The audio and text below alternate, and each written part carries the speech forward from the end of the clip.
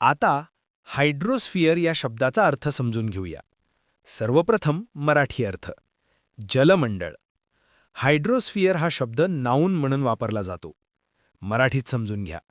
हायड्रोस्फिअर म्हणजे पृथ्वीवरील सर्व पाण्याचा भाग. यात महासागर, नद्या, तलाव, हिमनद्या आणि भूजल यांचा समावेश होतो.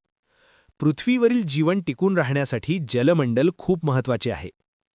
English meaning. All the water present on the Earth's surface, such as oceans, rivers, lakes, and groundwater. Easy one-line definition. All the water found on Earth. आता synonyms पाहूया. Water sphere, Earth's water system.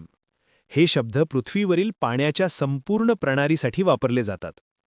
आता antonyms पाहूया. लिथोस्फिअर, atmosphere. हे शब्द पृथ्वीच्या इतर भागांना दर्शवतात, जसे जमीन आणि हवा. आता उदाहरणे पाहूया.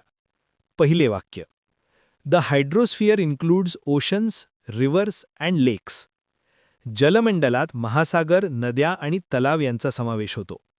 इथे हायड्रोस्फिअर म्हणजे पृथ्वीवरील सर्व पाण्याचे स्रोत. आता मित्रांनो, थोडा विचार करा. व्हिडिओ थांबवा आणि खालील प्रश्नाचं उत्तर कॉमेंटमध्ये लिहा. What does hydrosphere mean? A. All the water on Earth. B. All the air on Earth. C.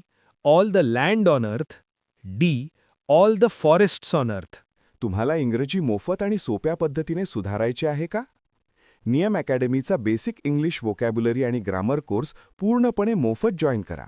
आत्ताच हा नंबर नियम अकॅडमी इंग्लिश नावाने सेव्ह करा. 9270275060. नंतर व्हॉट्सॲपवर हॅलो सर असा मेसेज पाठवा.